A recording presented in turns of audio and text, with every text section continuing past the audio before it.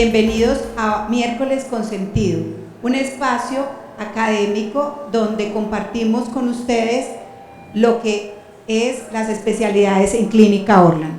Hoy vamos a hablar del enfoque multidisciplinario en otología.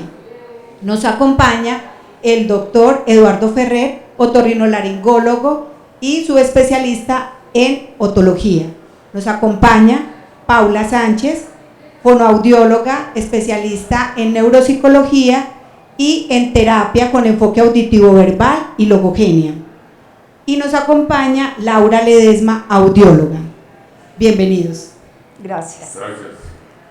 Hoy vamos a tocar el tema del enfoque multidisciplinario en otología, la clave del bienestar auditivo, con especialistas en otorrinolaringología, audiología y fonoaudiología. Doctor. Pausa. ¿Se le puso aquí la filmina?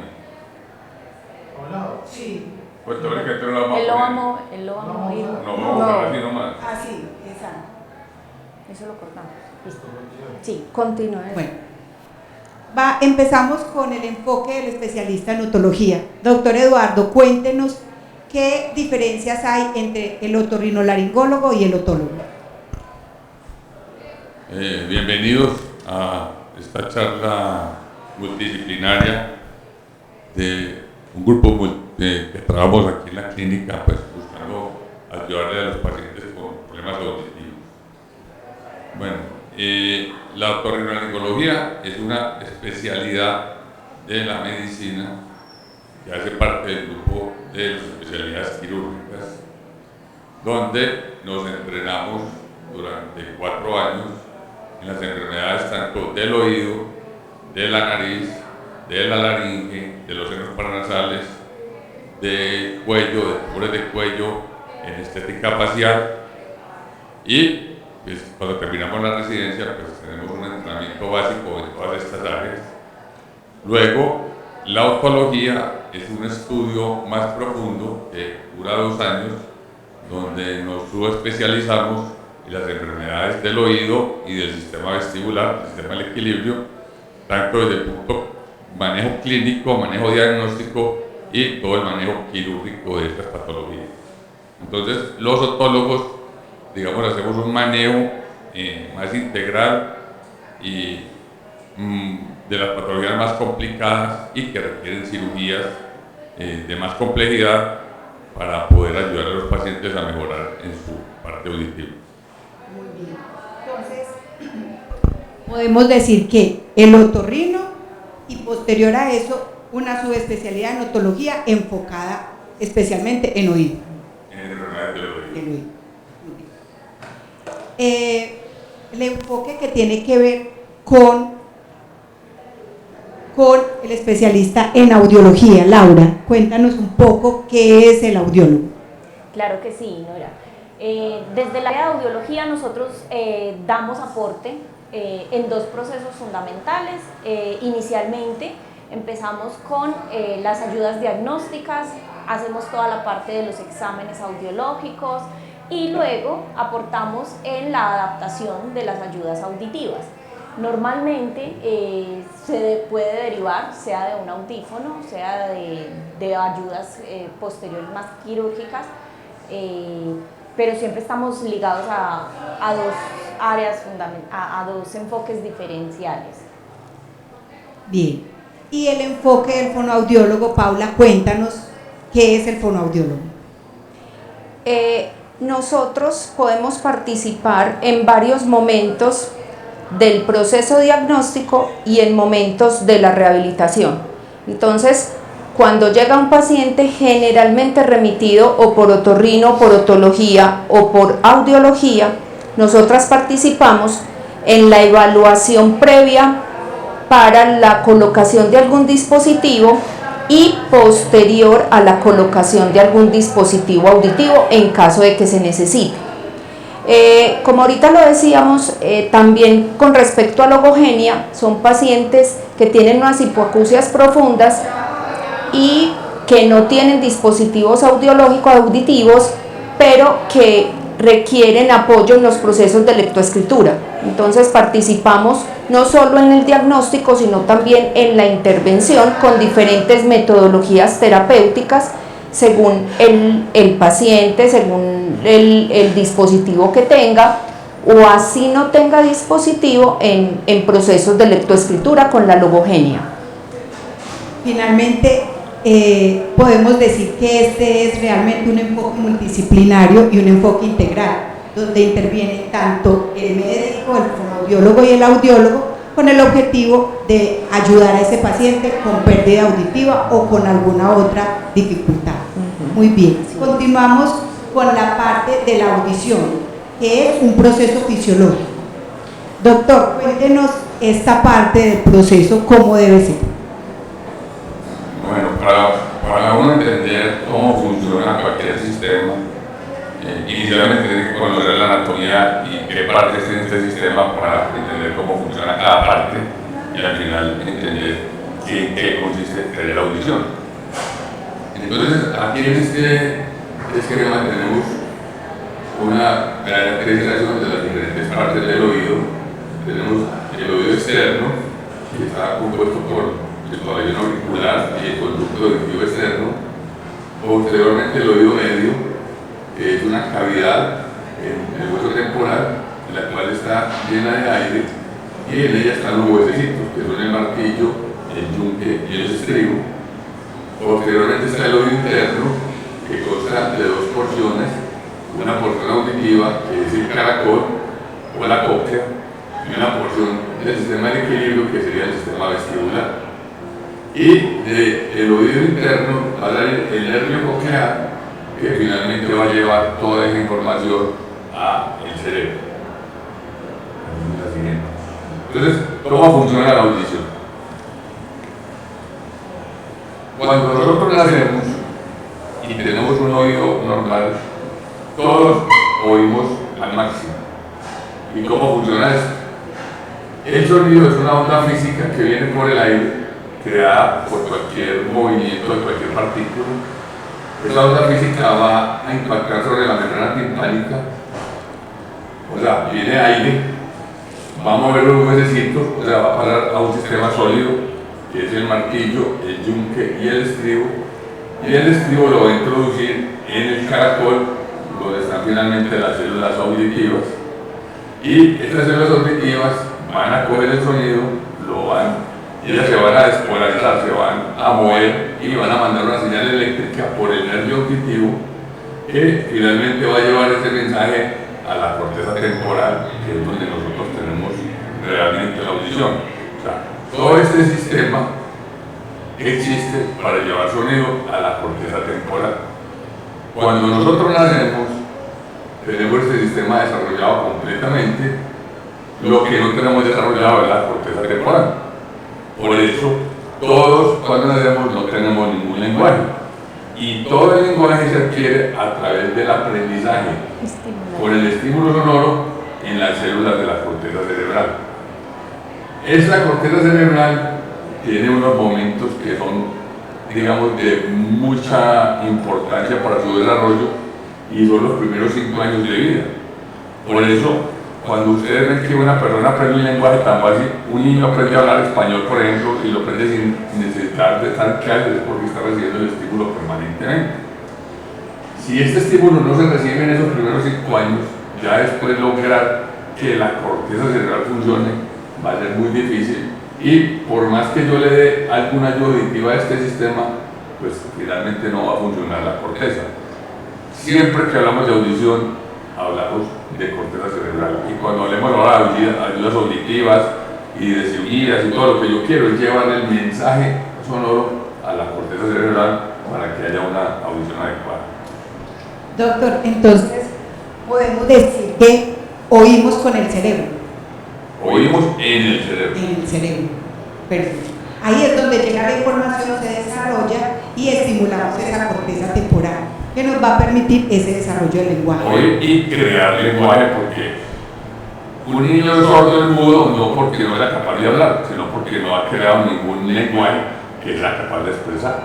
Entonces, la audición es la que nos va a ayudar a crear todos esos mensajes de lenguaje que después van a adquirir los niños. Muy bien. ¿Qué exámenes requiere una persona con una pérdida auditiva? devuelvo de la imagen. Cuando yo quiero saber cuánto está escuchando una persona, digamos que hay dos tipos de exámenes. Unos exámenes que se llaman objetivos, o sea, son exámenes que se hacen con electrodiagnóstico, con aparatos de electroacústica y van a medir normalmente en el cerebro la respuesta. O sea, se puede hacer en niños desde que tienen un día de nacido. Y hay exámenes subjetivos que requieren que el paciente le responda a uno, como es la audiometría, la logoaudiometría. Entonces, dependiendo de la edad del paciente, es qué examen vamos a realizar si queremos saber la audición de los pacientes. Lo primero, el tamizaje auditivo es una prueba absolutamente necesaria y hoy en día está en la ley 100 y es obligación hacerse a todos los niños recién nacidos, porque esa prueba me mide si la onda sonora está llegando al cerebro. O sea que eso me dice, este niño tiene ondas eléctricas auditivas que están llegando a la corteza cerebral, o sea que es un niño que va a tener desarrollo auditivo. Si ese examen le sale alterado, yo tengo que hacer las pruebas auditivas adicionales que existen de electrodiagnóstico para saber qué tipo de pérdida es, qué tan grande es la pérdida y cómo le vamos a ayudar para que tenga una audición adecuada.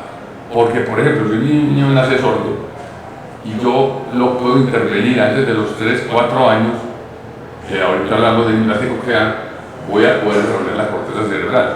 Si ese niño tiene 8 años, 9 años, 10 años, por más que yo le ayude con cualquier ayuda auditiva, no le sirve para nada.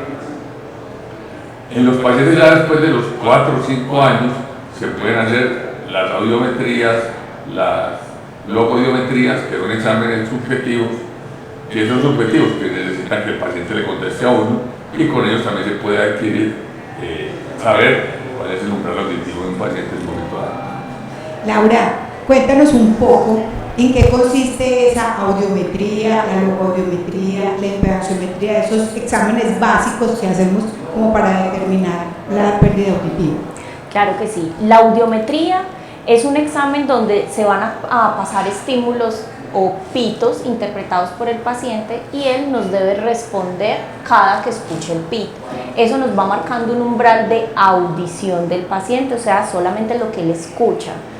Cuando hacemos una logoaudiometría estamos pasando estímulos verbales, palabras, y nos está midiendo qué tanta capacidad tiene ese paciente para entender lo que le estamos diciendo y él las debe repetir. También nos mide y la idea es correlacionar si sí me está escuchando y qué tanto me está entendiendo. La impedanciometría es un examen objetivo, el paciente realmente no nos tiene que responder nada, pero ahí lo que medimos es el funcionamiento del oído medio.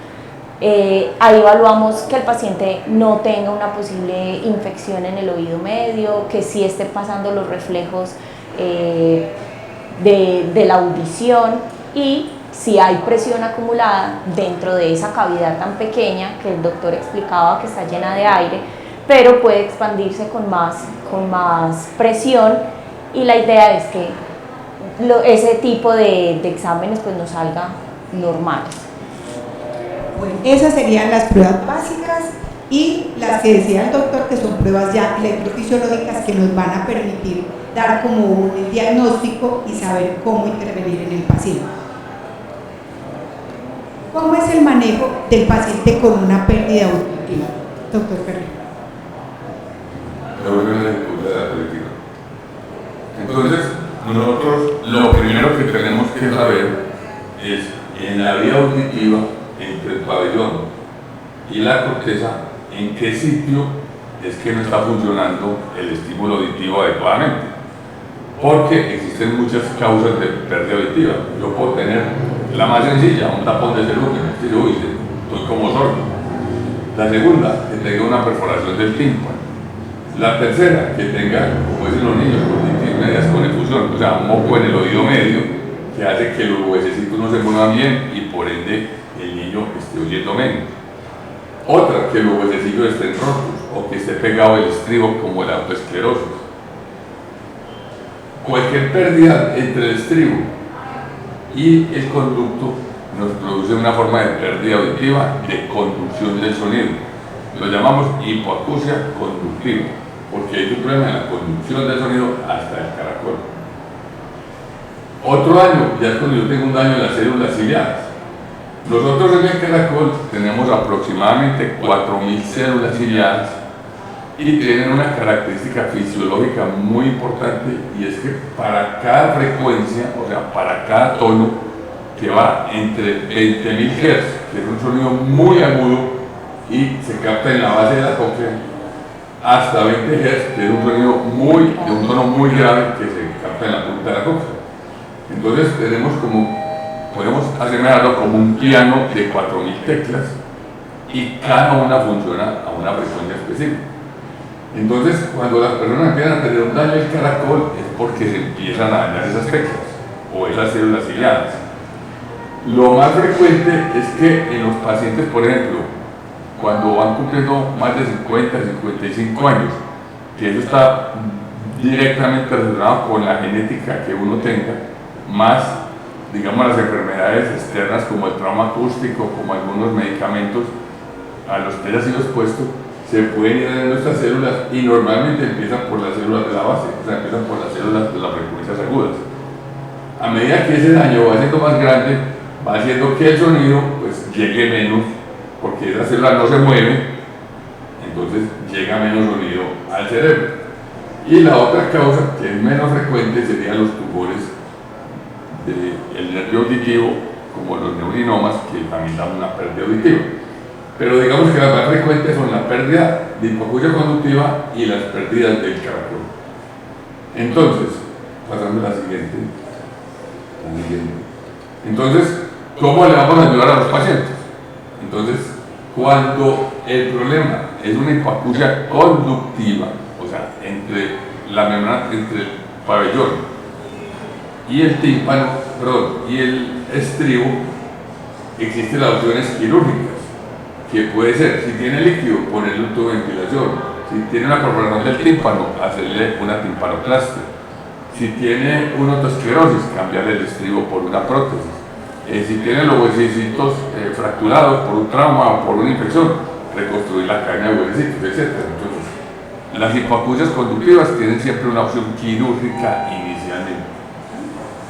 Cuando el daño está en las células ciliares del oído interno, entonces la única opción es yo buscar amplificar que esas células se muevan, y la única manera de yo hacer que esas células se muevan es con los audífonos, porque el audífono es un dispositivo electrónico que va a ir, se programa para que vaya y amplifique sobre esas células y ellas se muevan. Y dame la fisiología. Y finalmente lo que yo estoy buscando es que el estímulo llegue aquí al cerebro. O sea, un audífono se pone es para que funcione el cerebro. Una cirugía del oído medio para oír mejor se hace para que funcione el cerebro, porque uno oye, lo que decimos ahora, uno oye en el cerebro. Y así como les dije ahora, la corteza se desarrolla en los primeros 5 años. La corteza todo el tiempo tiene retroalimentación auditiva, o sea, uno todo el tiempo mantiene desarrollado esa función cerebral auditiva. Cuando uno va perdiendo audición, ¿cuál es lo más grave? Que el cerebro se atrofia y las personas les empieza a costar cada vez más entender qué les están diciendo, porque el lenguaje es un sonido aprendido. Les pongo un ejemplo. Yo aprendí español. Si me voy para la China y me paro en Beijing, en la plaza de Pekín, estoy seguro que oigo a todos los chinos hablar lo mismo que oyen ellos, pero yo no les entiendo nada. Y si yo me pongo a hablar en español con ella, pues no lo entendemos y ellos no se entienden nada. Entonces, oír no es solamente el sonido, sino que es entender lo que se está diciendo. Y eso es lo que se va perdiendo cuando uno va a tener una pérdida auditiva. Se va perdiendo esa integración neuronal entre las diferentes neuronas de la corteza, y los pacientes les da más dificultad entender. Muchos de ellos les ponen un audífono cuando ya tienen pérdidas grandes, que ya llevan un tiempo grande perdiendo audición y que el cerebro se está atrofiando, y siempre van a decir, es que yo oigo mucho pero no entiendo nada. Lo que pasa es que tienen que volver a entrenar el cerebro. Es como si usted tiene una fractura de codo y le quitan el yeso y quiere jugar al otro día tenis. no es capaz, tiene que volver a entrenar el codo por volver a hacer. Al movimiento. Igual pasa con el cerebro. Y eso es lo que hacen ellas. Exactamente. Amplificar el sonido para que llegue al cerebro y hacer las terapias para entrenar el cerebro. Ese es el trabajo multidisciplinario que hacemos en los problemas auditivos. Esta opción de audífono, como decía el doctor, es muy importante. El audiólogo en este aspecto, que ya Laura nos va a contar, y la rehabilitación que debe hacer Paula como fonoaudióloga para lograr esas habilidades auditivas que nos cuenta el doctor. En la parte del audífono, ¿cuál es la intervención que hacemos, Laura? Cuando la pérdida auditiva es amplificable, en este caso con audífonos, hay que tener claro que la base son los exámenes audiológicos. Cada paciente tiene respuestas diferentes de un oído y del otro. Cada oído se amplifica de manera diferente y de acuerdo a la respuesta de cada frecuencia y de cada tono es que se programan los audífonos. Como decía el doctor, esto es un proceso, no es que los colocamos, amplificamos y automáticamente el paciente queda escuchando súper bien. Hay que programarlo y esto es un proceso de adaptación. Realmente empezamos con un volumen de amplificación más bajo para que nuestro cerebro vaya reaccionando a ese sonido y posteriormente le vamos dando incrementos que permita que el paciente vaya acostumbrándose más.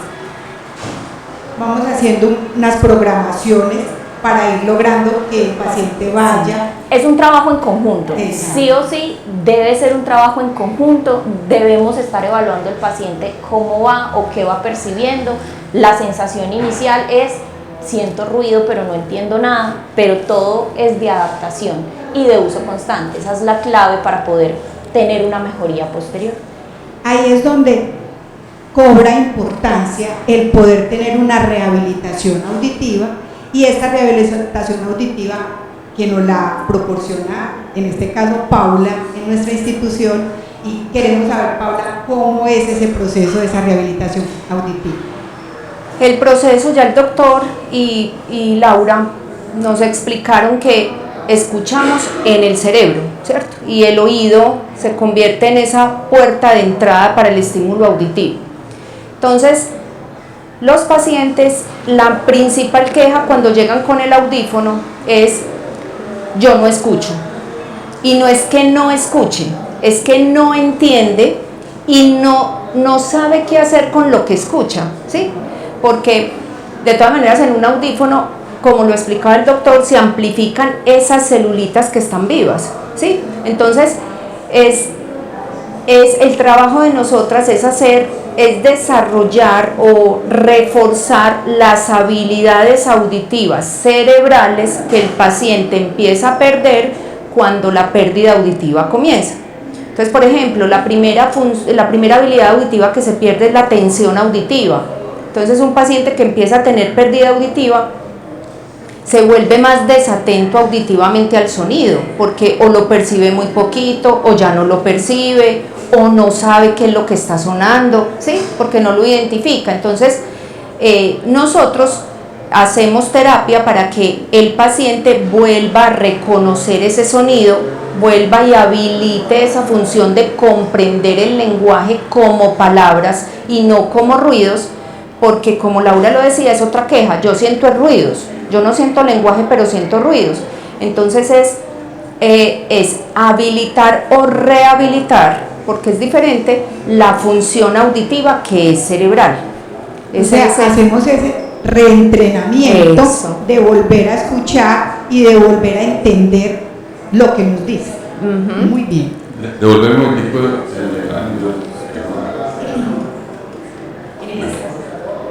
Bueno, en este momento, en la sociedad mundial, la expectativa de vida cada vez ha aumentado más. Inclusive, cada vez hay menos nacimientos y más personas que están llegando a la tercera edad. Ese hecho está directamente relacionado con que las células ciliadas se van dañando y el descargo. Y la pérdida auditiva va aumentando. Entre más años tengamos, vamos a tener más pacientes con pérdida auditiva.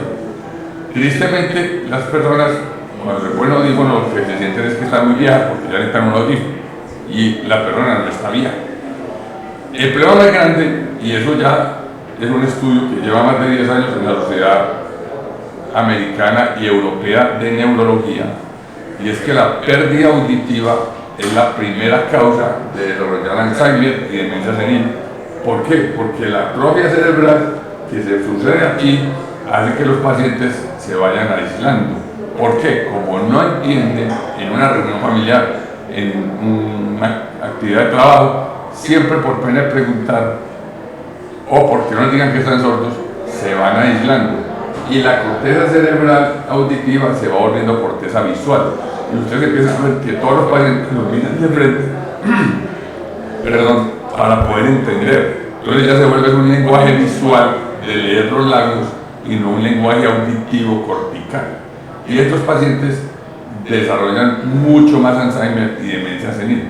Por eso esto ha hecho que muchos neurólogos nos estén remitiendo a los pacientes para que les ayudemos cuando estén empezando los problemas de Alzheimer y de demencia inicial para lograrlos devolver, porque con el entrenamiento auditivo la corteza vuelve a funcionar. Entonces es muy importante no dejar que la corteza llegue a una atrofia severa, porque devolverla de ahí es muy difícil. Doctor, los pacientes con pérdida auditiva tienen muchas formas de mejorarse. O sea, una de esas, lo que hablaba de la cirugía, cuando es una hipoacusia conductiva, pero otra es usar audífonos. Y el paciente es muy reacio a usar el audífono, por lo que usted decía. Le da pena o no quiere que le digan que está sordo, pero realmente el audífono es muy importante y ese nos ayuda a ese reentrenamiento del cerebro. Y perdón ahorita, es que no solamente es por la parte auditiva, ni por las habilidades auditivas, sino por la parte de la comunicación y de la socialización. El doctor lo decía, ellos se van aislando.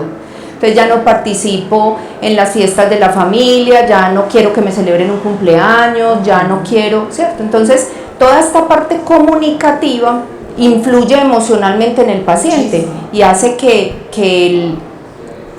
su parte de socialización se afecte también. Entonces por eso es importante y se pierda. Entonces, y por es eso importante tener en cuenta que esto no es un trabajo solo del paciente.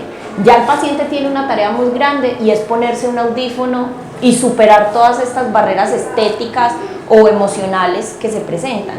Hay que tener en cuenta el apoyo fundamental de la familia y cómo entra a ayudar a ese paciente. Cómo yo, hablándole más despacio, hablándole claro, acercándome al paciente, le puedo ayudar que él entienda mejor. Y todo ese estímulo constante es lo que le ayuda al paciente para que escuche mejor, para que cada día entienda mejor y no se presente ese aislamiento del que menciona el doctor. Y es aquí donde es importantísimo este trabajo multidisciplinario, porque no es solo colocar audífonos que encuentro en televisión o que me los coloco y ya no vuelvo a ir donde el audiólogo o no voy a una terapia o no vuelvo al odontólogo porque ya me lo colocaron. Eso es un proceso que nos involucra a todos, como tú decías, también a la familia, para poder que esto tenga un desenlace adecuado. No, y es que Norita, la familia es fundamental. La familia es fundamental. Yo siempre les digo, él es el que tiene el audífono, él o ella, pero quienes deben modificar las pautas de comunicación somos nosotros los familiares, los que estamos, como decía Laura, acercarme más, hablar un poquito más duro, hablar un poco más despacio y articular mejor, porque la familia es fundamental en cualquiera de las metodologías terapéuticas. Sí, y es importante que la familia entienda que debe adaptarse también al paciente, porque creen que se le coloca el audífono y ya oye perfecto, papá, mamá, pero si te colocaron el audífono, ¿por qué no me estás escuchando? Como decíamos, es un trabajo de un reentrenamiento también. Y el paciente siempre se va a sentir mal, es él, porque para ellos es una culpa no escuchar bien, y no es cuestión de culpas, es cuestión de una rehabilitación y apoyar a esa persona que tiene esa disminución. Bueno, hasta ahora llevamos la cirugía, que podemos mejorar con cirugía, llevamos la parte de audífonos, que son audífonos convencionales, audífonos que podemos adaptar en los pacientes con pérdida auditiva, y hay otra ayuda auditiva adicional, En casos que ya no sirve el audífono, entonces sería el plan 2. ¿En qué casos es el implante?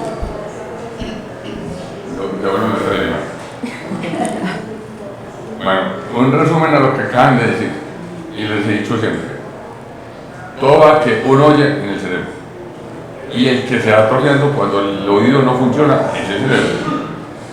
Usted le pone un audífono a un paciente, esté seguro que el paciente empieza a oír normal, lo que pasa es que no empieza a entender normal, eso es otro cuento muy diferente. ¿Por qué? Porque no es que el audífono no sirva, el que no le está funcionando es el cerebro, entonces ese cerebro lo tienen que reentrenar. Y eso hace que necesite terapia auditiva.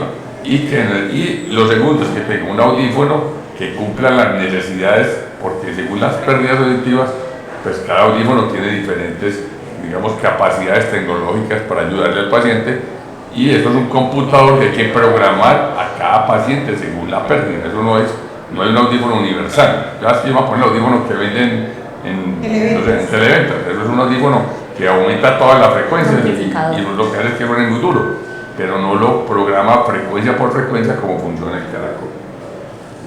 ¿Cuándo vamos a un implante coclear? Cuando yo tengo un daño de las células ciliares de ambos oídos, o sea, tengo un paciente sordo, ya sea que nazca sordo, que serían pacientes que llamamos prelinguales, o sea, pacientes que nacen sin audición, obviamente no tienen lenguaje porque nunca han oído, que los debemos detectar en el tamizaje y que los deberíamos estar implantando a más tardar al año de vida. En Colombia a veces eso no sucede porque por el sistema de salud que tenemos, los pacientes, digamos, los van difiriendo para las consultas del pediatra, del otorrino, y llegan donde los otros otólogos más o menos a los 2 años, pero logramos pues implantarlos. Y en los pacientes que ya tienen lenguaje, que llamamos postlinguales, entonces es cuando se les dañan las células ciliadas de ambos caracoles en más de un 80-90%. Por lo tanto, yo le puedo poner un audífono, pero no tiene células donde funcionar ese audífono. Entonces, obviamente, el audífono no le va a servir absolutamente para nada porque él funciona sobre esas células. El implante coclear es un dispositivo electrónico creado hace aproximadamente por ahí unos 30 años, 35 años, en los Estados Unidos, en el grupo House, en Los Ángeles, y ha ido en el tiempo evolucionando tecnológicamente, y se pone un dispositivo que se pone en el cráneo y se introduce en el caracol los electrodos, y ellos van a reemplazar las células ciliadas que no funcionan y van a ir directamente a mandarle estímulo eléctrico a la neurona del nervio coclear, y lleva un dispositivo externo que es como un computador que es el que programa el sonido para mandárselo al implante coclear. Digamos, nosotros aquí en la institución llevamos desde el año 2000 más o menos unos 1500 implantes en todas las edades, o sea, la edad no es una contraindicación. Hemos implantado niños de 10 meses y hemos implantado personas de 82 años, 83 años, que obviamente estén en condiciones físicas adecuadas y que no tenga una comorbilidad muy severa, pues que haga que sea una contraindicación. Pero la idea es que el paciente siempre tenga forma de que le llevemos el sonido a su corteza cerebral. Y hoy en día es muy poquita la gente que no tenga audición, que no se puede ayudar para que su corteza cerebral se estimule auditivamente adecuadamente. Es importante no solo hacer el implante, sino esa programación, como los audífonos, hacer una programación para poder buscar esos mapas de escucha, digámoslo así, que nos va a proporcionar esa audición y la rehabilitación. En el implante coclear, Laura, esa programación se hace cómo, a cuánto, cómo la debemos manejar. Bueno, todo va a depender de muchas cosas y hay que tener en cuenta que el paciente siempre es un mundo diferente. Entonces, cada quien tiene sus parámetros y sus tiempos. Hay que tener muy presente que la programación de un implante estamos haciendo es impulso, programación eléctrica. Le estamos pasando corriente a ese nervio para que funcione. Y eso la vamos a pasar es dependiendo de cuánta capacidad me va a recibir el paciente, el cerebro de ese paciente.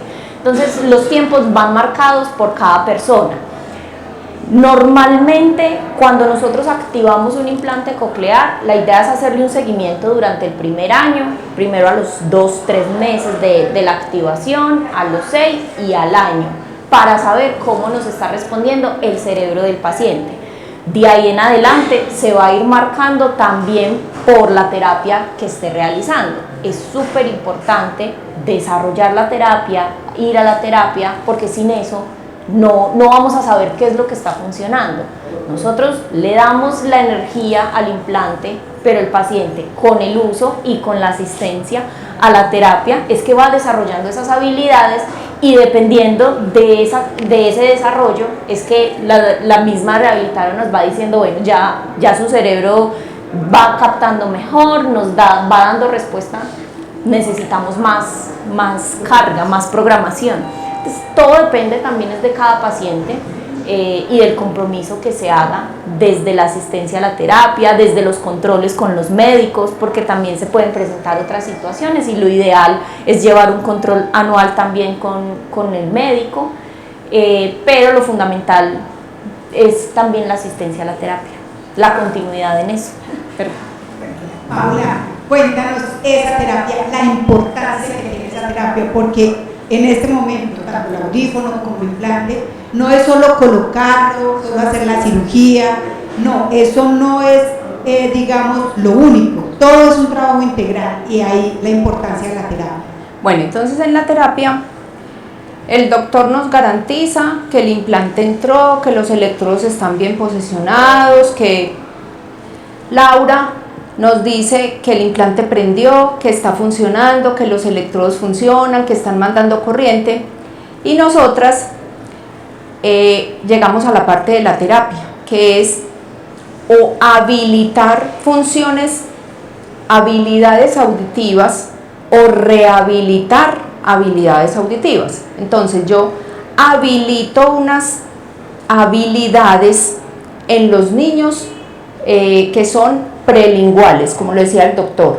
Entonces son estos chiquitos que nacen sordos, que tenemos que contar además con que desde el 4º o 5º mes de gestación estamos escuchando. Entonces yo ya cuando nazco ya tengo 5 meses de privación auditiva, y con estos niños lo que hacemos es habilitar esas funciones, y para eso utilizamos un enfoque que se ha usado hace ya mucho tiempo, y es la terapia auditivo-verbal.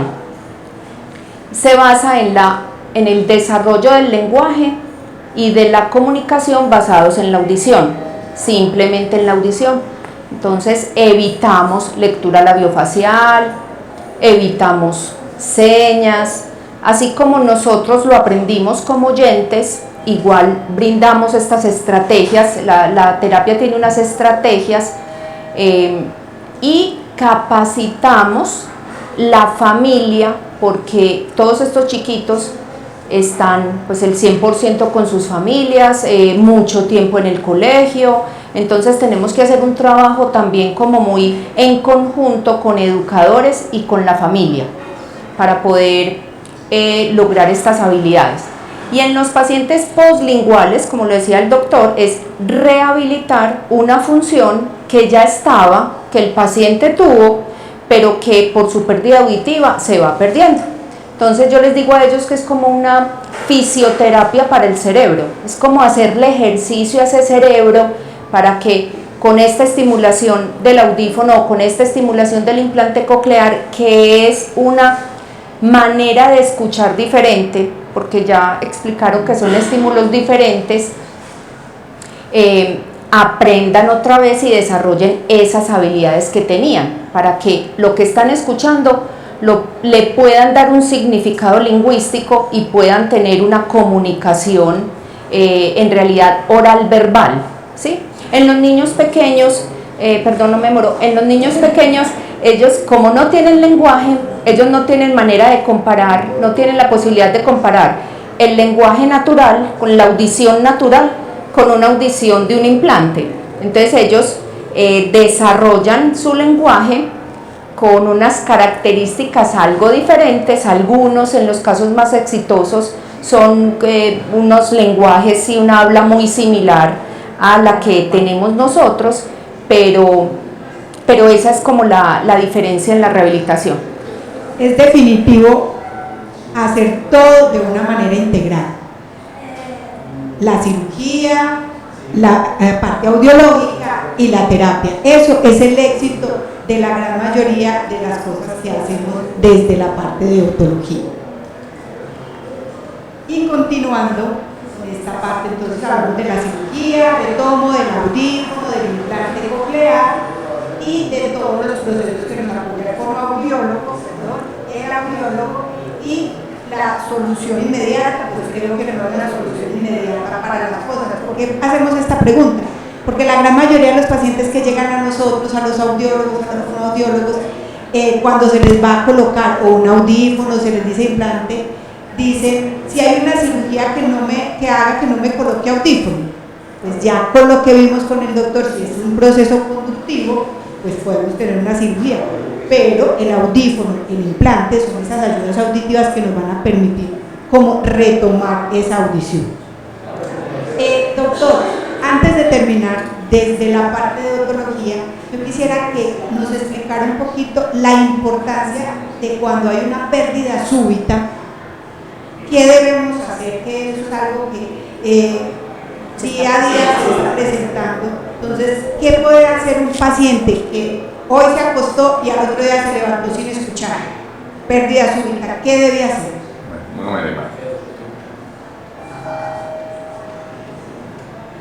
Bueno, hay dentro de las causas de pérdida auditiva, pues existe una muy dramática que se llama hipoacusia súbita. La hipoacusia súbita quiere decir que usted está oyendo y en un momento dado ya no está oyendo por el oído, desde perder moderadamente a perderlo completamente. Cuando uno tiene una sensación de pérdida auditiva súbita, yo diría, lo primero que uno tiene que mirar es que lo que es el conducto y el oído medio esté funcionando bien. O sea, tiene que consultar, digamos, en forma inmediata, ojalá un médico general o ojalá un otorrino mínimamente, que logre descartar que no hay ningún problema en el oído medio. Hay que hacer una audiometría lo más pronto posible, porque la causa de hipoacusia súbita es que se inflaman las células del caracol, o sea, las células ciliadas, y dejan de moverse. Entonces, uno puede tener desde una pérdida completa de la audición, que queda completamente sordo, a una pérdida parcial, dependiendo del número de células que estén comprometidas. Cuando ya una diagnóstico de hipoacusia súbita, el manejo médico debe hacerse, ojalá, en la primera semana. Entonces, existen diferentes tratamientos, con medicamentos orales, con infiltraciones dentro del oído, con el seguimiento audiológico, las ayudas diagnósticas radiológicas. Pero lo importante es que si uno siente que tiene una hipoacusia súbita, debe consultar ese mismo día, si es capaz. Es una urgencia. Es una urgencia porque mucha gente piensa que tengo el oído tapado, no sé, tengo como cera, voy a esperar, y nos consultan a mes, a los 2 meses, a los 3 meses, y ya estas células que se dañaron, ya cicatrizaron y ya nada que ver. Volvemos a repetir, es una urgencia odontológica. Muy bien, entonces ya sabemos que si tenemos esa sensación es mejor consultar rápido para evitar una afección. Perdón, Norita, urgencia otológica y urgencia neurológica. Porque en los niños, por ejemplo, siempre decimos que es una emergencia cuando ya diagnosticamos la pérdida auditiva, y sobre todo cuando son profundas, no escuchamos nada, eso es una emergencia consultar, porque tenemos ahí mismo que equipar para que esas vías auditivas empiecen a mandar impulsos a la parte auditiva que el doctor ha explicado muy bien. Bueno. Y hay una cosa, pues, que hemos hablado mucho de los hijos de los pacientes de edad, pero de los niños también es lo muy importante. Los niños, cuando tienen pérdidas auditivas sensoriales, o también pueden ser conductivas, y tienen una pérdida, digamos, moderada, no les vamos a dar números, pero una neurología la tiene, esos niños van a estudiar, y esos niños en el colegio no van a entender lo que está hablando el profesor. Exactamente, van a oír que están hablando, pero no le va a llegar la información completa a la corteza cerebral, y por ende van a tener un gran atraso en el desarrollo cortical auditivo, que se va a mostrar después, y apoya la humanidad todo el día, en partes del lenguaje, de lectoescritura, de matemáticas, de diferentes áreas pues, del conocimiento, y muchos no les ayudan es porque es que él sí oye. Es que el problema no es que uno sí oiga, es cuánto está oyendo, o sea, cuánto le está llegando a su cerebro para funcionar normal. Y todos debemos tener una función auditiva lo más cerquita a lo normal para tener un desarrollo cortical siempre normal. Finalizando ya este encuentro académico, queremos dejarles unas reflexiones puntuales y es, hay que consultar. Si tenemos niños, si vemos que en el colegio les está yendo no tan bien, que los llaman, ustedes dicen es desobediente, hagámosles exámenes audiológicos, hagámonos exámenes audiológicos nosotros también. Nosotros decimos, no, es que yo oigo perfecto, pues hagámonos anualmente, así como nos hacemos un examen médico anualmente, hagámonos exámenes audiológicos que permitan saber cómo estamos y poder hacer pronósticos y poder tener las ayudas que necesitamos en el momento oportuno. Ya saben que vamos a estar el último miércoles de mes vamos a tener este encuentro, miércoles con sentido, y cada miércoles va a ser un tema diferente.